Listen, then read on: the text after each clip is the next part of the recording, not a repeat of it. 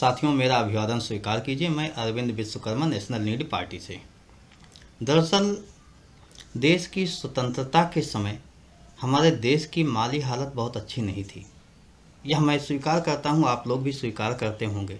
2 वक्त की रोटी के लिए व्यवस्था बेहतर नहीं थी। लेकिन हमारे बाद आज़ाद हुआ देश चाइना बहुत आगे निकल चुका है, जिसको शायद हम आर्थिक रूप से इतनी जल्दी तो नहीं पा सकते 10, 20, 25 साल में। उसके बाद क्या होगा अलग बात हुई। ऐसी स्थितियां क्यों हुई ये सोचने की बात है। हमारी बहुत सी सरकारें आई। आज़ादी के बाद हमारे नायकों ने जो शुरुआत की थी, शायद उससे हम पिछड़ते कहीं ना कहीं चले गए, हम पीछे होते चले गए।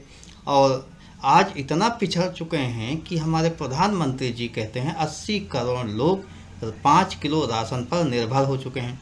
यह कहते हुए उन्हें शर्म से डूब मरना चाहिए था, लेकिन शर्म तो आती ही नहीं। वो तो 5 किलो राशन देके सीना चौड़ा करना चाहते हैं 56 इंच का। खैर, आप लोगों को अपने अधिकारों को जानना होगा और अपने अधिकारों के लिए समर्पित होकर, कर्तव्यपरायण होकर आगे बढ़ना होगा। राजनीति में जब तक आपकी भागीदारी नहीं होगी तब तक आपको न्याय नहीं मिलेगा, आपको अधिकार नहीं मिलेगा। मैं स्पष्ट रूप से जानना चाहता हूं और बताना चाहता हूं, आप लोगों से ही जानना चाहता हूं कि आप लोग देखिए, रील जो बना रहे हैं, जो शॉर्ट्स बना रहे हैं, उनके बैकग्राउंड देख के बताइए आप, क्या उनके घरों की माली हालत आपको अच्छी दिखती है? कभी कभी देखो, वो उनकी ऐसा नहीं है कि सांस्कृतिक विरासत को आगे बढ़ा रहे हैं, वो अपनी प्रतिभा को निखार रहे हैं। कुछ तो ऐसे होते हैं जो कुछ आर्थिक स्थिति के लिए काम करते हैं कि कुछ 2 पैसे मिलने लगेगा। एक वक्त था जब देश आज़ाद हुआ, उसके बाद लोग अच्छे जो पढ़े लिखे लोग होते थे वो अपना व्यवसाय करना चाहते थे।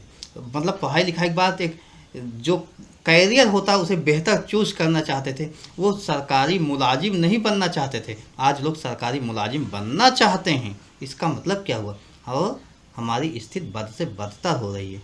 जो अच्छे पढ़े लिखे लोग हैं वो किसी तरीके से चाहते हैं एक अदद सरकारी नौकरी मिल जाए, जबकि पहले ऐसा नहीं था।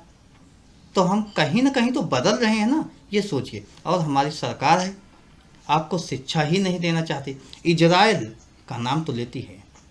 इजराइल शिक्षा के माध्यम से ही, टेक्नोलॉजी के माध्यम से ही आगे बढ़ता हुआ जा रहा है। लेकिन हमारे प्रधानमंत्री जी शिक्षा को महंगी करते हुए जा रहे हैं कि आम लोगों की रीच के बाहर हो जाए, आम बच्चे पढ़ाई ही न कर पाएं।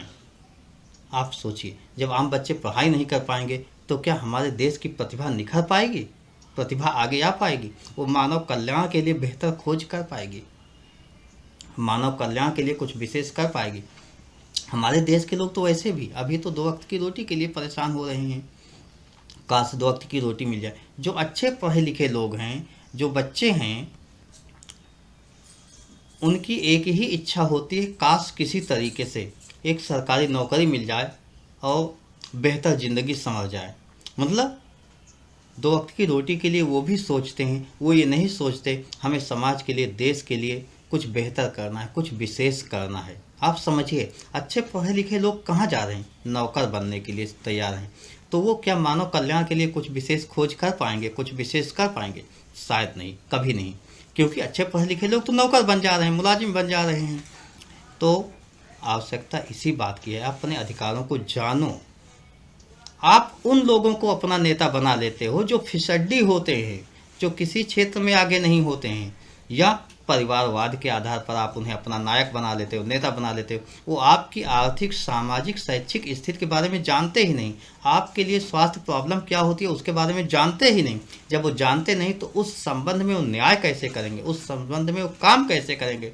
बिल्कुल ऐसे लोग आपके लिए काम नहीं कर पाएंगे। यही कारण है कि देश आज़ादी से अब तक आपको वो अधिकार नहीं मिले जो मिलने चाहिए थे।